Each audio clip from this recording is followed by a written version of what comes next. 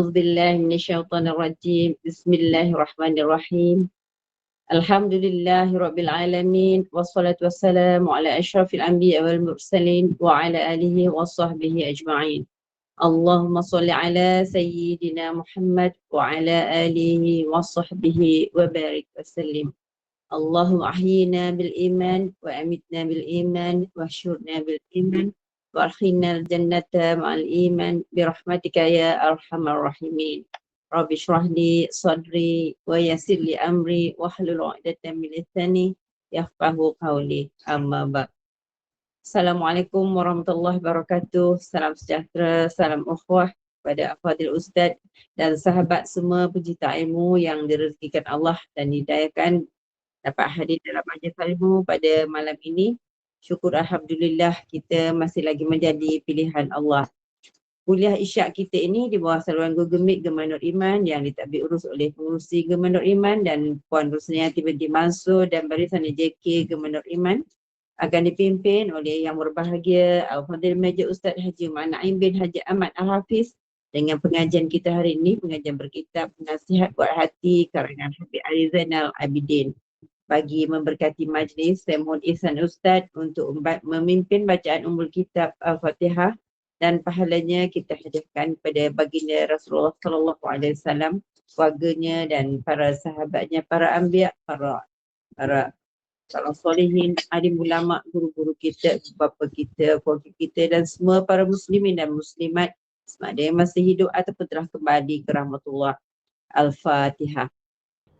أعوذ بالله من الشيطان الرجيم بسم الله الرحمن الرحيم الحمد لله رب العالمين الرحمن الرحيم مالك يوم الدين إياك نعبد وإياك نستعين اهدنا الصراط المستقيم صراط الذين أنعمت عليهم غير المغضوب عليهم ولا الضالين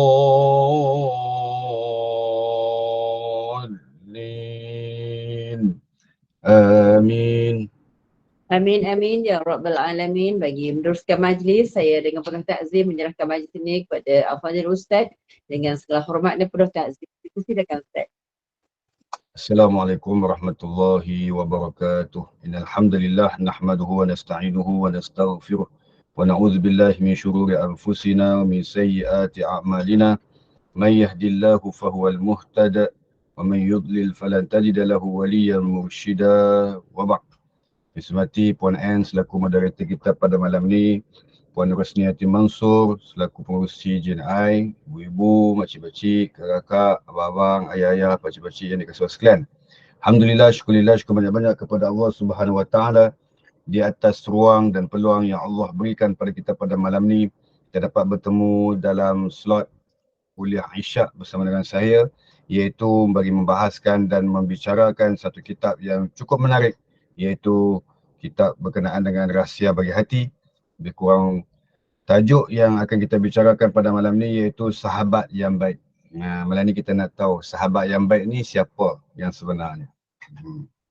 Adakah sahabat itu baik pada mata pandangan kita ataupun sebaliknya, ataupun baik pada sesuatu situasi ataupun sebaliknya. Kita akan tengok malam ni sahabat yang baik bagaimana kriterianya, insyaAllah. Bismillahirrahmanirrahim. Ini bagi muka surat yang kita baca pada malam ni pada bab yang ke-21. Kakak-kakak, makcik-makcik yang ada kitab boleh semak kitab masing-masing. Bab yang ke-21, insyaAllah. Bismillahirrahmanirrahim. Qala al-musannif, berkata pengarang kitab ni, dalam bersahabat jangan mudah menunding jari menyalahkan teman-teman yang ada sekiranya dia melakukan kesalahan yang menyakitkan hati kita. Tebalkan kulit hati kita daripada terguris dan termakan bisikan hati kecil yang sentiasa ingin memberontak dan mengecam mereka. Mereka juga manusia, sering melakukan kesalahan. Jadi peranan kita adalah jauhi segala fikiran negatif yang dapat mengeruhkan ikatan persahabatan. Maknanya di dalam bersahabat, di dalam berkawan, di dalam menjalinkan hubungan silaturahim ataupun jalinan sahabat yang intim, kita tak boleh cepat sangat bertindak di dalam nak menyatakan sesuatu kesalahan sesama sahabat kita. Maknanya jangan menunding jari. Jangan kita nampak kesalahan orang, jangan kita nampak segala keburukan orang, tetapi tengoklah apa yang ada pada diri kita. Sebaliknya, tebalkan kulit kita. Dia kata macam tu kan, bahasa dia, tebalkan kulit kita. Supaya tidak ditembusi benda-benda yang menyakitkan hati kita. Menyakitkan hati kita dan menyakitkan hati dia. Maknanya tebalkan kulit kita supaya jangan jadi manusia yang selalu menyalahkan sahabat kita. Jangan dikambing hitamkan kawan kita tu. Jangan jangan dijadikan dia tu sebagai marksman ataupun sasaran untuk kita nak menyalahkan dia di atas kesalahan kita. Maknanya di dalam situasi kita bersahabat, situasi dalam kita berkawan, jangan kita senang-senang ataupun semudah-mudahnya kita nak menyalahkan orang lain sedangkan itu salah kita. Bahaya Ni dalam situasi-situasi yang perlu berhati-hati di dalam perhubungan. Okay. Kemudian, bagaimana caranya bagi menolak fikiran negatif perihal teman dan sahabat yang sentiasa ada di sekeliling? Jawapannya, setkan pemikiran kita dengan segala kemungkinan dan bersangka baik terhadap sahabat. Maknanya bersangka baik. Bersangka baik dalam Islam disebut apa? Husnuzon. Husnuzon. Kalau sangkaan buruk, su'uzon. Itu. Jadi, kita bersangka baik kepada teman kita, walaupun kita nampak salah dia, tetapi jangan pandang salahnya. Begitu juga di dalam hubungan suami isteri, di dalam hubungan perkahwinan. Jangan cari salah pasangan kita. Nescaya akan bertambah-tambah keburukan yang akan kita nampak. Sebaliknya, apabila timbul sesuatu pergolakan ataupun pergaduhan ataupun pertelingkahan sesama pasangan ataupun sesama sahabat, maka pandanglah pengorbanan dan jasanya kepada kita di dalam keluarga. Jangan pandang segala keburukannya itu. Nescaya kita akan nampak kelihatan keburukan demi keburukan yang dipandang oleh kita. Hakikatnya, jadilah mata seperti mata lebah. Jangan jadi mata seperti mata apa? Lalat. Mata lalat. Macam mana mata lalat? Bukan belalang tempur. Bukannya mata tu ada tilalat. Mata lalat bermaksud mata yang hanya memandang keburukan saja. Mata hanya memandang najis saja. Tetapi kalau mata lebah, mata yang memandang kemanisan. Masya Allah. Kan? Jadilah kita seperti mata lebah. Kan? Nampak orang yang baik je. Nampak apa? Nampak kebaikan orang je. Tak nampak salah orang. Tak nampak salah isteri, tak nampak salah suami, tak nampak. Dia nampak yang baik je. Dia nak marah isteri dah. Isteri aku ni tak boleh marah ni. Dia bagus dia. Masak pandai, kemas rumah bagus. Baju aku selalu tersegam indah, tersedia saja. Aku balik kerja, tengok-tengok dah ada atas katil dah baju-baju aku untuk aku mandi. Lepas tu dah ada dah baju. Ya Allah, dia boleh siap macam tu. Maknanya apa? Maknanya pandang kebaikan. Kalau tak nak pandang kebaikan, pandang pengorbanan. Pengorbanan apa pasangan kita, pengorbanan apa yang ada pada isteri kita untuk kita dan keluarga kita. Bila begitu punya fikiran kita, maka hilanglah negatif punya prasangka kepada pasangan ataupun kepada sahabat. Maka dia akan menjadi perhubungan yang begitu indah dan bahagia dan tenang. Cuma kalau jadi manusia yang berfikiran negatif pada persahabatan kita, apa jadi? Biar tak adalah.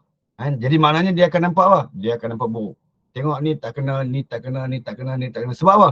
Sebab dia senantiasa fokus kepada keburukan dan kepada negatif.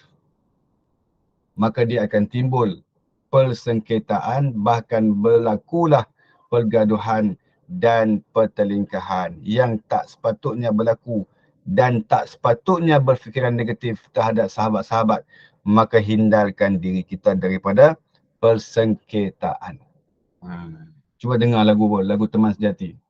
Ku mencari-cari teman yang sejati buat menemani perjuangan suci. Allahu Akbar. Kan dia kata macam tu kan. Dalam lagu Brothers kan. Jadi maknanya mencari teman yang sejati, teman yang boleh meneruskan perjuangan suci. Masya-Allah. Kan. Tapi pergambaran tu di UIA kan. UIA. Tapi bukan kita nak cerita cinta, bukan kita nak cerita cinta monyet, tak. Kita nak cerita diperlukan teman sejati untuk menemani perjuangan suci. Perjalanan suci. Perjalanan suci ni apa? Perjalanan sebagai seorang hamba kepada Allah Subhanahu wa Ta'ala. Jangan cari teman-teman yang merosakkan kita. Kan? Jadi dalam kehidupan kita ni, dalam kehidupan kita ni kita kena tengok hadis Nabi kata apa. Berpandukan dengan hadis Nabi. Nabi kata apa? Al-mar'u ma'a man ahbabta. Itu satu. Satu lagi. Al-mar'u ala dini khalili. Dua hadis ni. Cuba tengok. Yang pertama, Nabi kata, kamu akan dibangkitkan bersama-sama dengan orang yang kamu sayangi di dunia dulu. Maksudnya teman kita, kalau suami kita yang paling kita sayang, kita akan bangkitkan suami kita. Kalau siapa lagi? Kalau kita hidup di dunia ni, kita lebih menyayangi Rasulullah daripada segala-galanya. Kita akan dibangkitkan bersama dengan Rasulullah. Itu yang pertama. Tapi ada kena sikit-sikit je lah berkenaan dengan tajuk ni. Yang kedua, Al-mar'u ala dini khalilih. Kamu ataupun kawan kamu adalah cerminan agama yang ada pada kamu. Kawan kita itu adalah cerminan agama kita tu, bagaimana yang dicorakkan daripada kawan kita, bagaimana yang diukirkan daripada kawan kita yang kita selalu bersama dengan dia, maka dalam keadaan tersebut, maka itulah agama kita yang dicorakkan oleh kawan kita. Contohnya, kita kawan dengan siapa? Contoh dia lah jangan ada prasangka yang pelik-pelik Contohnya, kita nak sebut nama siapa ni? Puan Aisyah berkawan dengan Puan N. Puan Aisyah, Puan Aisyah kawan dengan siapa? Duduk pergi kuliah duduk dengan siapa? Duduk pergi dengan siapa? Dia kata saya pergi dengan Puan Nurini Mukhtar. Yang mana tu yang duduk yang duduk jadi moderator selalu tu. Oh ya ke? Bagus kawan dengan dia. Memang kerap dengar kuliah lah kalau kawan dengan dia. Dia kata. Jadi maksudnya apa? Orang boleh tangkap apa yang apabila kita bersahabat dengan siapa-siapa, orang boleh tangkap. Orang boleh jadikan fikiran kita tu memikirkan siapa yang kita berkawan. Macam makcik-makcik, kakak-kakak, perempuan, pakcik-pakcik, ibu-ibu ayah sekalian, tengok saya kawan. Contohnya, saya berjalan dengan Ustaz Syed Nur Hisham bin Tuan Padang. Contoh. Saya dah berjalan-jalan dengan dia. Uish, Ustaz Naim dah level yang tu dah kawan dengan geng-geng tu lah. Habis lagi tahun ni. Dia dah kawan dengan geng-geng. Kawan je pun, bukannya apa pun. Tetapi prasangka itu, satu perasaan sama ada negatif ataupun positif pada mata pandangan kita kepada sesuatu benda, kepada sesuatu yang kita lihat, kita akan kata apa? Oh, Ustaz Naim dah kawan dengan geng-geng keluar TV ni kan. Dia tak kawan dah dengan ustaz-ustaz besar ni kan. Dia kawan dengan Ustaz Haryanto, dia kawan dengan Ustaz Aslim Bahari, dia kawan dengan Ustaz Nabil Ahmad, pengacara Forum Perdana Al-Ikhwan Islam. Jadi maknanya apa prasangka tu? Prasangka kita kata apa? Oh, sikit lagi masuk TV ni. Sikit lagi masuk TV ni. Amboi, itu prasangka. Negatif ke positif tu? Negatif ke positif? Ada yang berprasangka itu negatif. Ada yang berprasangka itu positif. Semuanya atas kita, pada mata kasar kita yang memandang, maka itulah jawapannya. Jawapannya kepada sesuatu apa yang kita lihat. Jadi kita dorongkan fikiran kita, kita dorongkan prasangka kita supaya jadi positif semua. Oh, dia kawan dengan orang-orang macam tu, mungkin dia nak ambil cara-cara penyampaian di dalam penyampaian sewaktu live kot. Nampak positif. Oh, dia kawan dengan ustaz tu, dia nak belajar nak jadi moderator kot. Dia nak ambil ilmu nak jadi moderator kot. Okey lah tu, bagus lah tu. Kan? Belajarlah banyak-banyak dengan ustaz tu, kot-kot boleh jadi moderator nanti. Positif. Negatif lah. Agak lebih tu. yang ni negatif. Agak lebih tu. Tak ada apa tu. Yang ni negatif. Negatif dengan positif ni atas kita. Atas kita punya penilaian. Atas kita punya sangkaan. Jadi dalam keadaan tersebut, diajukan kepada kita oleh pengarang kitab ni supaya berpandangan positif pada pasangan kita ataupun pada kawan kita, pada sahabat kita, pada teman karib kita. Berprasangkalah dengan prasangka yang positif. Sebab apa? Sebab kita nak jadi kawan yang baik kan? Kawan yang baik takkan nak memusuhi kawan kita. Kawan yang baik takkan nak merosakkan kawan kita. Kawan yang baik takkan nak cerminan agama daripada kita kepada dia dengan cerminan yang tidak baik kepada dia. Mestilah cerminan agama daripada kita, cerminan yang baik, kecerminan yang soleh untuk dicerminkan kepada kawan kita yang berkawan dengan kita supaya nampak dia berkawan dengan orang yang sedang membentuk agama jati diri pada diri dia. Oh dia, Masya Allah. Jadi kita jadilah sahabat yang baik kepada kawan-kawan kita supaya cerminan daripada kita yang terpancar daripada kita untuk dia, iaitu dengan cerminan orang yang soleh. Masya Allah. Jom terus. Kemudian dia kata di sini, apakah maksud mencari 70 kemungkinan? Ini artinya jangan pernah mendedahkan diri kita pada perasaan mudah menyalahkan orang. Cari dan keluarkan dahulu kesemua kemungkinan yang ada di sebalik kesilapan yang dilakukan sebelum kita menyalahkannya. Hanya dengan cara itu, kita akan terus berjaya bagi menjaga keutuhan hubungan persahabatan. Nak jaga hubungan ya.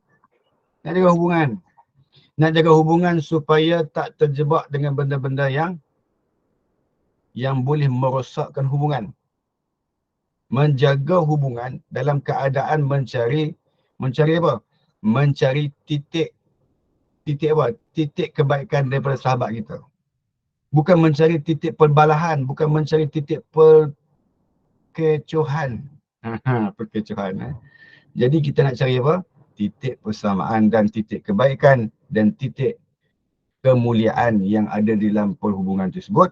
Maka kita berhubung dan kita bersahabat dengan sahabat yang baik di atas nilaian Islam yang dituntut oleh agama kita kepada kita sekalian untuk dijadikan kita ini manusia yang penuh dengan kemuliaan daripada Allah di dalam perhubungan kita, insyaAllah. Okay. Kemudian, sebagai contoh, tengok contoh. Sekiranya hari ini seorang kawan terlupa bagi menjemput kita menghadiri satu majlis di rumahnya, maka dahulukan dengan berkata pada diri sendiri, mungkin dia terlupa, mungkin dia menyangka aku sudah diberitahu, mungkin dia terlalu sibuk, atau apa-apa sahaja kemungkinan yang dapat meluruskan hati untuk tidak mudah mencari kesalahan dan kekurangan sahabat kita. Inilah jalan-jalan yang baik. Inilah sahabat-sahabat yang baik, sahabat-sahabat yang menyontohi akhlak yang ada pada baginda Nabi SAW, maka dia tidak bersangka buruk kepada sahabat-sahabatnya walau apa juga keadaan sekalipun. Payah cari kawan-kawan macam ni, kan? Kalau jumpa kawan-kawan macam ni, janganlah bergaduh, janganlah berpisah, buatlah baik pada dia. Kan? Payah nak cari kawan, kan? Jadi bila kita dah jumpa kawan yang boleh menegur kita, kawan yang boleh membimbing kita, kawan yang boleh mengingatkan kita kepada Allah, kawan yang boleh menghilangkan kelalaian kita daripada mengingati Allah, kawan yang boleh menjadikan kita ingat kepada kebesaran Allah, maka jangan sesekali kita menghancur dan mengkhianati kawan tersebut. Jangan sesekali kita mencari pengkhianatan di dalam persahabatan bersama-sama dengan orang yang baik yang telah kita jumpai tersebut. Begitu. Jadi bila kita hidup dalam keadaan sedemikian, maka kita akan jadi manusia yang dipenuhi dengan kasih sayang Allah Subhanahu wa Ta'ala. Kita nak macam itulah. Bukan hanya sekadar di dunia kita bersahabat dengan dia. Kita nak dia jadikan kita ni, dia tu dan kita sahabat dunia dan akhirat. Ada tak kita kawan-kawan kita yang macam tu di dalam kehidupan kita? Ada tak siapa-siapa? Kita ada kan kawan-kawan kita, cuma tak ada dekat-dekat dengan rumah kita. Tapi kita tahu dia ada di dalam kehidupan kita. Saya ada kawan saya. Kawan saya, dia guru penolong kanan di sekolah Semesta. Semesta ni sekolah menengah integrasi sains dan tafiz. Dia sahabat baik saya daripada saya di bangku College Universiti Islam Selangor. Saya kenal dia di situ. Ni kawan baik saya. Saya cerita ni sebab dia tak ada. Bukan saya nak jack dia, tak. Cuma nak cerita kebaikan dia. Kebaikan dia apa? Saya susah senang bersama-sama dengan dia. Saya jatuh bangun bersama-sama dengan dia. Seronok sama-sama, nangis sama-sama. Seronok. Yang ni memang betul kawan syurga punya. Kawan sampai ke syurga, mudah-mudahan insya-Allah. Dia bagus dia. Dia selalu ingatkan saya. Contohnya apa? Dia panggil saya Mak Naim. Mak Naim. Dia panggil saya Mak Naim. Weh Mak Naim. Dia panggil Mak Naim. Weh Mak Naim. Waktu saya di bangku College Universiti Islam Selangor, dia panggil saya, weh Mak Naim. Apa dia? Saya panggil dia Pak Jam. Walaupun dia umur dia bawah sikit daripada saya tua sikit pada dia. Dia panggil saya Mak Naim. Saya panggil dia Pak Jam. Weh Pak Jam, what? Apa sebab? Dia kata, jom kita pergi masjid. Kita pergi masjid. Hari-hari kita pergi cari modal. Kami ni orang-orang tahfiz ni, kalau sebut cari modal ni maksudnya cari apa? Cari hafazan untuk nak baca besok. Maknanya kami sebut cari modal. Jom Mak Naim kita pergi cari modal. Cari modal. Petang-petang cari modal. Duduklah sungguh-sungguh. Kami baca Quran semua. Angguk. Dah dapat modal. Aku dah dapat. Hang dapat dah belum? Dia kata aku sikit lagi, sebuka lagi. Dia pun cari modal. Saya tunggu dia tu sampai saya lena sebelah dia. Saya tunggu dia sampai dia dapat modal, saya lena sebelah dia. Pukul berapa tu? 10 malam. 10 malam lena sebelah dia kan. Nak balik asrama, nak kena jalan kaki, nak kena lintas padang. Jadi masa tu kita habis kat dia ya. Kan tidur sebelah dia. Waktu tu handphone tak ada makcik. Handphone tak ada, WhatsApp pun tak ada. Tenang hati. Kan, duduk sebelah dia tidur. Habis dia dah menghafal. Jom Mak Naim, kita balik. Tengok jam, pukul 12.30 malam baru dia habis. Pukul 10 tadi, 12.30 malam baru dia dapat modal. Saya dah dapat modal awal lagi dah. Dia pukul 12.30 baru dia habis. Jom Mak Naim balik. Saya balik dalam keadaan mengigau. Balik. Perkara macam tu, perbuatan macam tu, amalan macam tu, 3 tahun saya bersama dengan dia. Sehingga saya khatam Quran, saya khatam awal. Sem yang kelima saya dah khatam, dia sem 6 tak khatam lagi. Kan? Saya sem 5 dah khatam dah. Saya walaupun dah khatam, saya duduk sebelah dia, saya dengar dia baca. Sampai saya lena. Setiap kali saya duduk sebelah dia, mesti saya lena. Setiap kali saya lena, mesti sebelah dia. Memang kawan baik gila. Memang baik gila. Tak cukup dengan tu, bila saya nak sambung ke Al-Azhar, dia tak boleh sambung Al-Azhar lagi sebab dia kena tambah 1 sem lagi. Sebab dia tak cukup hafazan, dia tak sempat khatam bersama-sama dengan saya. Jadi saya konvo dulu. Saya pergi Mesir dulu. Dia pun tak pergi lagi.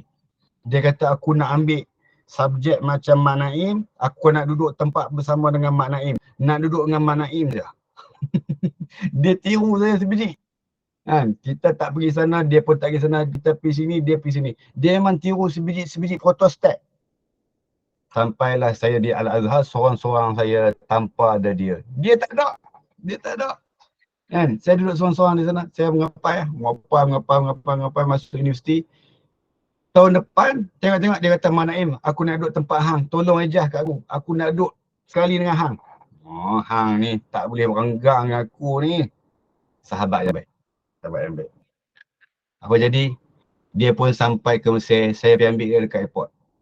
Dia tengok-tengok saya, dia peluk, ya Allah, seronoknya dapat sama dengan hang, Mak Naim. Lepas ni hajak aku apa-apa kat Mesir ni, hajak aku cakap apa-apa, hajak aku semua kat Mesir ni, tolong hajak aku. Dia suruh kita hajak dia. Takdir Allah, cuba tengok takdir Allah. Saya sampai tahun 3, dia sampai pun tahun 3. Cuma tahun saya lebih awal daripada dia dan dia lebih kemudian. Perancangan Allah bertemu di sana, saya duduk sana 4 tahun, dia duduk sana 3 tahun. Tetapi habis dan konvo pun sama-sama. Konvo sama-sama. Bila konvo sama-sama, tengok result pun dapat sama. Result dapat sama. Sebab apa dapat sama? Sebab study group sama. Study group sama, kita syarah benda yang sama, dia dengar daripada kita benda yang sama, dia syarah kat kita benda yang sama, kita dengar benda yang sama. Ada seorang lagi, penyanyi nasyid UNIC, Bazli Hazwan, UNIC. Bazli tu satu study group dengan saya, classmate saya juga. Kami 3 orang study group sama-sama. Hang cerita, hari ni kita baca kitab Tafsir Maudhu'i. Kita akan syarah, saya akan syarah 3 tajuk, hang syarah 3 tajuk, hang syarah 3 tajuk. Weh Bazli, hang syarah 3 tajuk. Jadi bila bertemu syarah 3 tajuk masing-masing. Pam semua dengar. Oh okey. Hang syarah pula. Pam okey. Hang syarah pula bye. Pam. Dapat 1 hari boleh khatam 1 buku. Oh hebat, ini seronok ni. Keluar result, 3 dapat takdir jayid, dapat takdir cemerlang. Masya Allah. Jadi seronok 3. Alhamdulillah kita boleh habis walaupun kita macam ni. Jom. Jadi maknanya ini sahabat yang baik. Susah senang bersama, masing-masing menjaga hati masing-masing, tak nak bagi terguris, tak nak bagi terluka, ketawa bersama, menangis bersama, ketawa bersama, menangis bersama, kan? Jadi ketawa dan menangis bersama-sama. Masya Allah, kan? Bila ketawa dan menangis bersama, bila convocation sama-sama juga. Ya Allah. Bila balik, masing-masing bawa haluan masing-masing, tetapi masih versi dan visi yang sama. Bazli UNIC, nasyid, hari-hari nasyid, hari-hari buat lagu, hari-hari jadi komposer, hari-hari rakam lagu. Tetapi dakwah yang sama. Kawan saya yang tadi yang jadi apa?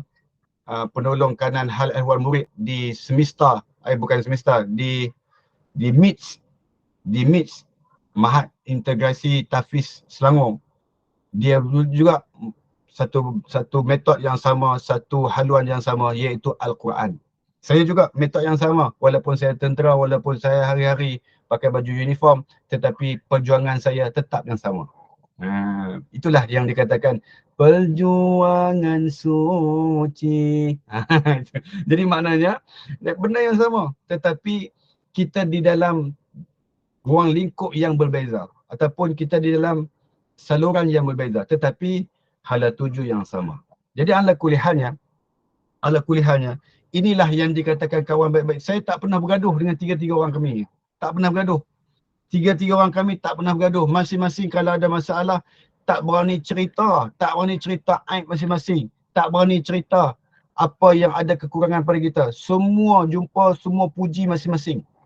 Saya puji dia puji dia puji kita puji dia, kita seronok, kita bangga dengan sahabat-sahabat kita. Masing-masing ada kelebihan masing-masing. Macam tu. Kan? Itulah orang panggil apa, asam garam di dalam persahabatan. Kan? Kemudian kita tengok sikit. Dia kata apa di sini?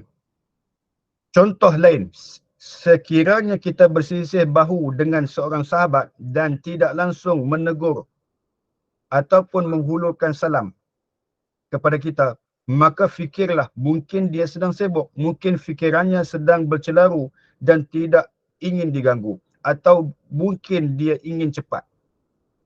Sesungguhnya kesemua ini dapat menimbulkan perasaan positif yang menjadikan kita kekal optimis bagi meneruskan persahabatan. Cuba gunakan teknik ini dalam persahabatan kita. Mudah-mudahan persahabatan yang sudah mahu terbelah dua akan kembali bercantum. Kerana sikap dan perangai kita yang tidak putus asa mencari kebaikan dalam diri sahabat. Ketahuilah, sekiranya sekali kita menganggap besar kesalahan kecil yang dilakukan oleh seorang sahabat, ia bermaksud kita sedang menghiris halus kantung belas kasihan dan pandangan rahmat yang ada dalam diri kita. Perihal sahabat itu lebih ditakuti kita akan menyimpan dendam dan menjadi punca kepada peleraian hubungan yang tidak sepatutnya berlaku. Kita jangan cari. Kita jangan cari benda-benda yang boleh menimbulkan prasangka buruk kepada sahabat kita. Jangan cari. Apa yang kita miliki, apa yang kita ada, apa yang kita wujud dalam kehidupan kita daripada sahabat-sahabat kita, daripada teman-teman kita, hargailah persahabatan tersebut. Jadilah apa? Jadilah kita ini, jadikan persahabatan kita itu makin hari makin erat, makin hari makin mesra, makin hari makin menghilangkan perasaan negatif sesama kita. Cuba tengok, cuba orang bergaduh. Orang yang bergaduh ni, ada satu teman lagi yang akan datang kepada dia, iaitu syaitan yang akan meniupkan permusuhan sesama manusia. Sebab itu, kita kena leraikan, kita kena kikiskan negative thinking yang ada pada diri manusia. Orang speaker London, bunyi macam London tak? Bunyi macam British tak? Kan? Negative thinking tersebut. Mesti dikikiskan dalam mind kita. Syewa. Ada bunyi macam British tak? Jadi, ibu-ibu, ayah-ayah, tuan-tuan dan puan-puan yang dikasihi sekalian, benarlah apabila kita mengikiskan fikiran-fikiran yang negatif daripada kita, maka ia akan menzahirkan keharmonian di dalam persahabatan. Masya Allah. Jom tengok lagi. Kita perlu mendambakan sahabat yang juga sebegitu. Namun malangnya tidak ramai antara kita yang benar-benar istiqamah dan berusaha untuk terus berada dalam keadaan yang positif ini. Semoga kita semua tergolong dalam senarai mereka yang memiliki sifat mulia ini. Hanya dengan institusi persahabatan akan kekal utuh hingga ke akhirnya. Mari sama-sama kita berdoa kepada Allah SWT. Semoga dikurniakan kepada kita sahabat-sahabat yang baik di dunia ini sebagai permulaan kepada sebuah persahabatan yang kekal utuh hingga ke akhirat kelak. Dia suruh kita doakan. Persahabatan ni mesti ada satu doa. Kalau boleh doakan sahabat-sahabat kita tanpa pengetahuan dia. Kita doakan dia tanpa pengetahuan dia. Kita doa untuk dia. Macam saya sebut tadi, 3 orang kami ni, saya setiap malam saya doakan kepada sahabat saya Pak Jam, Bazli. Saya doa, wahai Allah, bagilah mereka dapat jahit dalam peperiksaan mereka. Bagilah mereka dapat cemerlang dalam peperiksaan mereka. Bagilah mereka cepat balik untuk bertemu dengan keluarga di atas kejayaan yang mereka sampai di sini, wahai Allah. Muliakanlah mereka. Saya doa macam tu. Rupa-rupanya saya doakan macam tu, Allah balas balik kat saya. Allah balas balik apa yang kita doa tersebut kepada mereka. Mereka pun tak tahu kata kita doa macam tu. Dia orang berjaya kadang-kadang. Dan boleh berlaku dan pasti berlaku juga di dalam situasi kehidupan kita. Kadang-kadang kejayaan kita itu bukan hanya sekadar usaha kita, tetapi ada doa-doa yang dirahsiakan daripada kawan kita yang tidak diketahui oleh kita sekarang. Jadi doa mereka itu sampai kepada Allah, maka Allah berikan kejayaan kepada kita hasil daripada doa sahabat kita yang mendoakan kita tadi. Sahabat doa kita. Contohnya, tak lagi malam ni kita bangkit malam kan. Bagi kita bangun tahajud, kita doa. Wahai Allah, ya Tuhan kami, rakan-rakan kami dalam GNI, Wan Rosniati Mansur, Wan Nurini Mukhtar, berikanlah kesihatan kepada mereka, berikanlah keberkatan pada mereka, berikanlah kejayaan dalam hidup mereka, berikanlah kekuatan dalam hidup mereka bagi menempuhi kehidupan yang berliku-liku ini, wahai Allah, supaya mereka istiqamah di dalam ketaatan kepada-Mu. Kita doa tanpa pengetahuan siapa-siapa. Doa itu adalah doa yang paling mustajab. Doa itu menjadikan pulangan doa itu kena balik kepada kita sekalian. Kita doa orang, kita dapat lebih daripada tu lagi. Kita jangan, kita bila sering kali berlaku apa? Di masjid-masjid. Cuba tengok bila masjid buat announcement, masjid kata apa? InsyaAllah malam ni kita buat solat hajat ya, kita doakan Tuan Haji Maknur sihat walafiat. Kita doakan khusus untuk dia. Jadi kita pun kita kata apa? Malas aku nak doa untuk dia, balik Kita balik tu sebab kita tak ada ilmu. Kita tak tahu. Sedangkan kalau kita semayang, kita doakan orang sembuh, kita doakan orang sihat di dalam solat hajat secara berjamaah. Allah pulangkan balik semua doa manusia yang solat hajat tersebut bagi pada kita atas doa yang kita doakan kepada orang yang sakit tadi, dapat balik semua pada kita. Dapat satu kan dapat semua? Dapat semua. Oh, bukan dapat satu je Ustaz. Ya, kalau dah macam tu Ustaz, baiklah kami semayang hajat sekali lah. Kita doakan Tuan Haji Maknur tu bagi dia sihat. Tahu pun. Jadi maknanya, jangan kita kedekut sangat mendoakan orang lain selain daripada kita. Doa. Bangun malam-malam doakan suami, wahai Allah, berilah kejayaan pada suami aku. Sebut nama dia. Berikanlah kejayaan kepada suami aku yang bernama Mukhtar. Mudah-mudahan dia sihat walafiat. Mudah-mudahan dia diselubungi dengan keselamatan, riayahmu, perlindunganmu, kejayaan yang kau berikan kepadanya. Doa macam tu. Tanpa pengetahuan suami. Tanpa pengetahuan suami. Suami pun heran. Macam mana aku boleh mudah sangat dapat kerja ni? Macam mana aku boleh mudah sangat dapat kenaikan anugerah aku ni? Macam mana aku boleh dapat APC tahun ni ya? Rupa-rupanya doa isterinya yang ikhlas, doa isterinya yang hebat, menaikkan kualiti dan darjat suaminya di sisi Allah disebabkan dengan doa seorang isterinya yang tidak diketahui oleh suaminya apa yang didoainya. Masya Allah. Kan? Cuba malam ni tanya, you doa kat saya lah. Cuba tanya suami kita. Bang, you doakan saya tak? Doa apa? Tak doa kan malam-malam duduk tahajud tu. Doa apa? Semua lengkap dah. Dia balas ayat tu lah. Nak doa apa? Semua dah ada lengkap dah. Nak doa apa lagi? Nak apa lagi? Semua dah dapat. Nak apa semua dapat dah. Nak doa apa lagi? Apa lah. Apa punya tur lah suami macam tu. Doa dah yang baik-baik. Doa istiqamah, doa bagi senantiasa ceria, doa senantiasa bahagia, doa senantiasa dilimpahi rahmat. Doa lah macam tu. Apalah, tak mana doa orang macam tu. Malu ke orang. Kan? Cuba tengok lagi. Dia kata apa ni? Semoga kita juga dikurniakan sahabat-sahabat yang akan menunjukkan kesilapan serta aib dengan cara yang benar. Supaya kita bersama dapat memperbaiki kekurangan yang ada pada diri. Itu adalah persahabatan yang dibina atas dasar taqwa. Menepati ayat Allah SWT dalam surah Al-Zukhruf pada ayat yang ke-67 yang membawa maksud pada hari itu sahabat-sahabat karib setengahnya menjadi musuh bagi setengahnya yang lain. Kecuali orang yang persahabatannya berdasarkan atas dasar taqwa. Bersahabatlah atas dasar taqwa. Kan? Bersahabat atas dasar taqwa. Apa maksud bersahabat atas dasar taqwa? Allah sebut dalam Al-Quran. Rijalun yatatahharu. Fihi rijalun. Apa dalam ayat Quran? Lupa.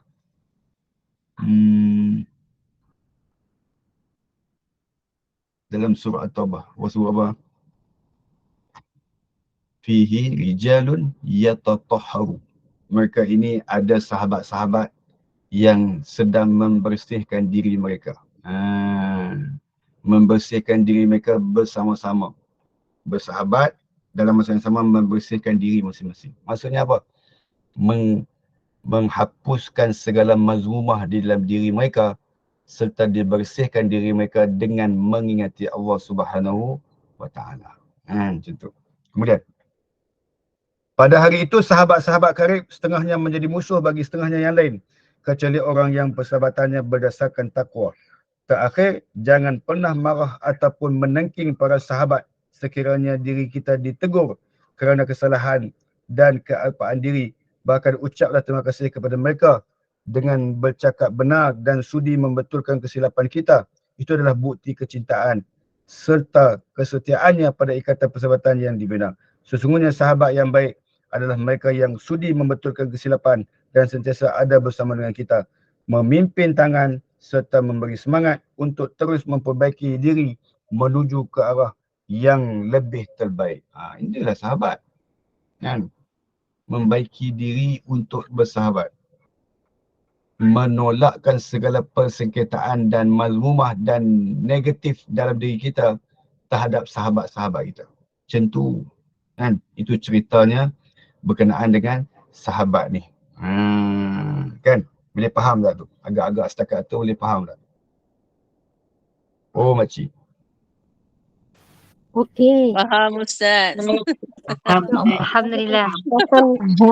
Alhamdulillah Ustaz, kami semuanya InsyaAllah faham. faham Ustaz. Alhamdulillah. Cik baik faham. Ni aku berdengkur lah. Tengah Ya, khusyuk berdengkur. Ustaz, benar apa yang Ustaz cakap, kami salin nota tu Ustaz. Usyuk sangat Ustaz. Mari tengok. Kita nak masuk tajuk yang seterusnya ke tak? Masa ada lagi sikit. Soalan tu Ustaz. Bukan soalan Okey, jom kita buka Jadi soalan. lepas tu baca al-mu. Cukup lah. Okey. Tajuk tu minggu Okey, depan. habis. Okey, habis tajuk yang pertama tadi iaitu berkenaan sahabat yang baik. Sahabat yang baik ni, kesimpulan daripada sahabat yang baik ni apa? Bersahabat atas dasar takwa. Bersahabat yang cuba mengelakkan persengketaan yang ada pada diri kita. Bersahabat menolakkan anggapan dan tanggapan yang negatif pada sahabat kita. Dan yang keempat, jadilah sahabat yang menerangi kehidupan sahabat kita yang lain. Benarlah kata Nabi SAW, Al-mar'u ala dini khalilih. Sahabat kamu itu ialah cerminan agama pada kamu. Gitu. Okey, empat-empat tu. Mudah-mudahan ada iktibar. Okey, soalan. Silakan. Kalau ada lah. Kalau tak ada, kita baca al-mu. Lepas tu kita tidur.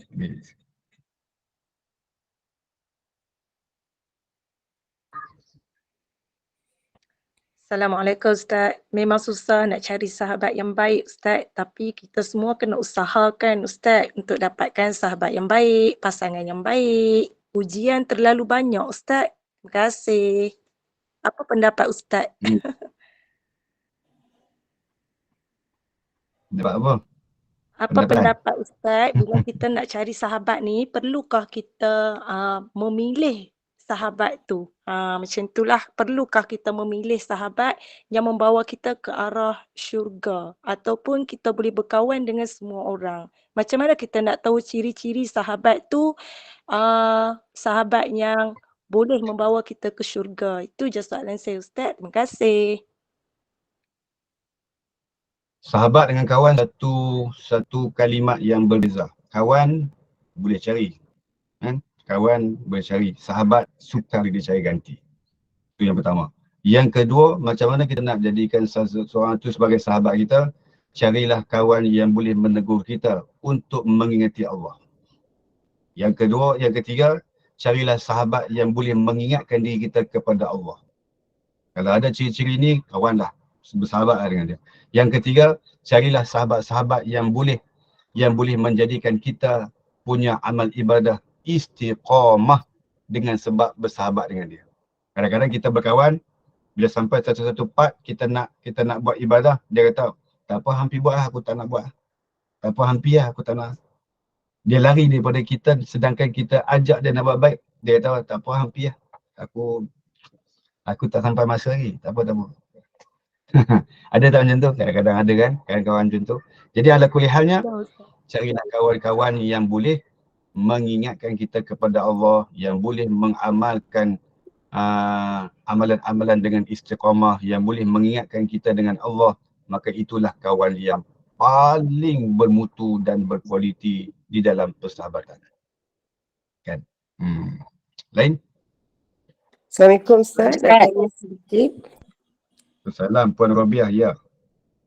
Ya, saya nak tanya Ustaz, macam mana nak dapat pencerahan lah sahabat kita dia nak membimbing kita, dia tak pilih tempat depan publik, dia akan tegur kita dan sentiasa mencari kesilapan kita, dan kita diri sendiri biarkanlah kita doakan untuk dia, insya-Allah Allah bagi hidayah pada dia.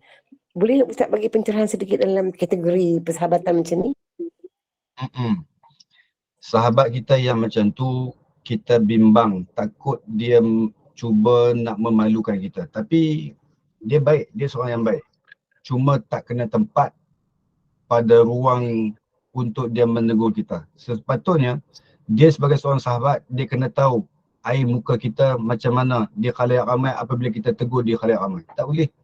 Maknanya ingatkan dia tentang attitude dan etika sebagai seorang yang nak menegur, mesti menjaga aib sahabatnya dan mesti menjaga segala malu kawannya supaya tidak menjadikan itu penyebab membuka aib sahabat kita yang ditegur oleh Allah. Bila sahabat itu dia seorang yang baik, seorang yang patuh dengan Allah, maka bila kita tegur macam tu, kalau dia boleh terima, dia adalah sahabat yang seronok dengan kita punya kata-kata, bahkan pelihara dia dan kukuhkanlah hubungan dengan dia. Sebab dia bercakap atas kejahilan dia, di atas situasi yang dia tidak tahu. Situasi itu tak sepatutnya dia berkata-kata dan menegur kita di khalayak ramai. Maka berdampinglah dengan dia dan tegurlah dia supaya menyelamatkan dia, supaya tidak berterusan dan merebak lebih jauh yang boleh mendatangkan murka Allah kepada dia. Jadi maknanya tegur dia. Cakap elok-elok dengan dia. Kau buat macam ni tak betul. Janganlah buat aku macam ni, malulah aku. Tapi kalau nak gua-gua tak apalah. Cakap elok-elok dengan dia. InsyaAllah nanti dia baik ada. Okay? Terima kasih. Satu lagi. Terima kasih Ustaz. Maaf semua. Ustaz, Ustaz, satu lagi boleh nak tanya? Assalamualaikum Ustaz. Saya cuma nak share dengan Ustaz. Salam. Saya ada Ya. kawan, saya ada sahabat. Dia sahabat saya. Saya daripada kecil-kecil kawan dengan dia sampai saya 50 lebih umur. Dia dah meninggal Ustaz. Baik sangat. Tapi dia bukan Islam. Dia Cina Ustaz. Satu kampung dengan saya, tidur sebantai dengan saya, peluk saya apa semua. Cukup baik kata dia. Tapi saya pernah ajak dia masuk Islam. Dia kata dia pernah masuk Islam. Dia boleh baca Fatihah semua. Tapi mak dia ambil balik kasi mak dia nak bunuh diri, dia kata. Saya kata pedulilah dia nak bunuh diri. Dia mak dia kata. Saya memang macam tu. Tapi hari dia meninggal. Dia dah meninggal dah. 3 tahun lepas dia dah meninggal. Sampai sekarang saya ingat dia. Tapi saya tak boleh sampai pahala untuk dia. Pasal dia bukan Islam. Itulah saya nak share dengan Ustaz. Sampai saya ingat dia, saya memang sedih. Dia baik sangat. Tak pernah bergaduh Ustaz. Daripada kecil kami kawan sampai 50 lebih. Tak pernah bergaduh. Itulah saya nak share. Itulah sahabat saya yang sejati Ustaz. Terima kasih Ustaz. Alhamdulillah. Alhamdulillah. Yang tu mudah-mudahan Puan Nur Aini yang mempamerkan akhlak kepada dia sehingga dia minat kepada Islam. Semoga perbuatan Puan Nur Aini itu ada satu asbab hidayah kepada dia, tetapi Allah tak berikan hidayah kepada dia. Mudah-mudahan ada yang baik yang terlepas daripada tanggungjawab Puan Nur Aini kepada dia, insya-Allah. Okey. Waalaikumsalam Ustaz, satu lagi boleh? Ya, last. Last. Ya. Ustaz, kita ada sahabat, kawan-kawan sekolah ada grup campur lelaki perempuan. Ada ustazah, saya tanya ustazah tu, dia tegur, dia kata keluar dari grup tu. Sebab ada laki-laki buat apa, dia kata. Tapi sahabat kawan saya sekolah saya laki-laki, dia tak ada yang tak elok, semua yang baik-baik. Suami saya kata teruskanlah sahabat, tak apa salahnya, bukan kita selalu chat-chat dengan orang. Cuma mengucapkan hari jadi. Macam mana itu Ustaz? Mohon pencerahan. Terima kasih Ustaz. Assalamualaikum warahmatullahi wabarakatuh. Itu benda-benda simple je tu. Itu benda-benda teknikal je kan. Yang tu tak besar pun benda-benda macam tu kan. Jadi benda-benda yang dalam grup tu ada seorang je lelaki kan. Jadi kalau benda-benda tu terlalu Seorang lelaki. Lebih seorang. seorang je benda-benda Sekolah. Campur lah lelaki perempuan. Masa form 5, form 4. Tapi bagus jugalah. Bagusnya apa? Bagusnya menghindarkan daripada daripada kebebasan. Kebebasan yang boleh mendatangkan syak prasangka yang tidak baik daripada pasangan kita kepada kita. Itu bagus tu. Itu bagus. Lebih baik apa? Lebih baik kita mengelak daripada menghapus. Mana? Sebab suami saya pun kenal dia orang. Pernah datang majlis kahwin anak kami. Okay. Tapi tak ada masalah. Tapi kalau kita ikut kata-kata suami tu lebih bagus, insyaAllah. Ada barakahnya di dalam tuntutan daripada suami kita tu. Tak ada masalah Tapi ala kuliah ada setengah orang okey je. Kalau ada setengah orang okey je kan. Saya pun tak ada grup campur-campur tu. Saya geng-geng lelaki semua. Geng lelaki semua. Tak ada seorang perempuan pun dalam grup saya. Yang paling ada pun grup apa? Grup anak murid ada. Grup anak murid ada. Makcik-makcik semua. Veteran-veteran semua. Saya duk dengar mereka duk cakap dalam tu. Saya pun tak menyampuk. Tak boleh nak nyampuk. Malas nyampuk. Kan? Kadang-kadang mereka sama-sama mereka duk bertengkar masing-masing. Bertengkar. Ya Allah. Kita dengar yang tak apalah makcik-makcik. Oh yang benar bertengkar lah. Jadi kita dengar je lah Okay. Jom kita baca surah Al-Mulk malam ni. Kita teruskan bacaan surah Al-Mulk. Okay, insyaAllah. Jom kita baca. A'udzubillahi minasyaitanirrajim. Bismillahirrahmanirrahim. Tabarakalladzi biyadihil mulk wa huwa ala kulli syai'in qadir. Alladzi khalaqal mauta wal hayata liyabluwakum ayyukum ahsanu amala. Wa huwal azizul ghafur. الذي خلق 7 سماوات طباقا ما ترى في خلق الرحمن من تفاوت فارجع البصر هل ترى من فطور ثم ارجع البصر كرتين ينقلب إليك البصر خاسئا وهو حسير ولقد زينا السماء الدنيا بمصابيح وجعلناها رجوما للشياطين وأعتدنا لهم عذاب السعير وللذين كفروا بربهم عذاب جهنم وبئس المصير إذا ألقوا فيها سمعوا لها شهيقا وهي تفور تكاد تميز من الغيظ كلما ألقي فيها فوج سألهم خزنتها ألم يأتكم نذير قالوا بلى قد جاءنا نذير فكذبنا وقلنا ما نزل الله من شيء إن أنتم إلا في ضلال كبير وقالوا لو كنا نسمع أو نعقل ما كنا في أصحاب السعير فاعترفوا بذنبهم فسوقا لأصحاب السعير إن الذين يخشون ربهم بالغيب لهم مغفرة وأجر كبير وأسروا قولكم أو اجهروا به إنه عليم بذات الصدور ألا يعلم من خلق وهو اللطيف الخبير والذي جعل لكم الأرض ذلولا فامشوا في مناكبها وكلوا من رزقه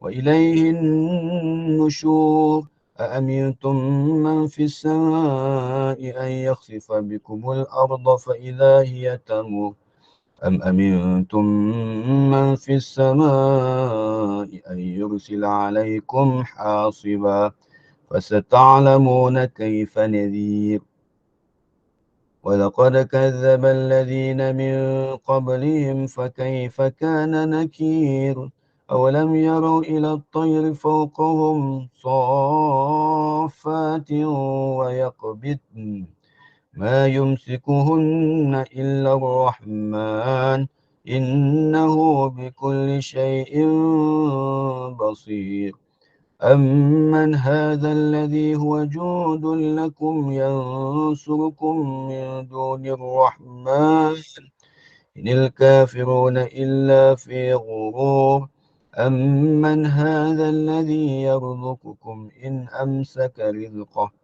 بل لجوا في عتو ونفور فمن يمشي مكبا على وجهه أهدى أمن يمشي سويا على صراط مستقيم قل هو الذي أنشأكم وجعل لكم السمع والأبصار والأفئدة قليلا ما تشكرون قل هو الذي ذرأكم في الأرض وإليه تحشرون ويقولون متى هذا الوعد إن كنتم صادقين قل إنما العلم عند الله وإنما أنا نذير مبين ولما رأوا زلفة سيئت وجوه الذين كفروا وقيل هذا الذي كنتم به تدعون قل أرأيتم إن أهلكني الله ومن معي أو رحمنا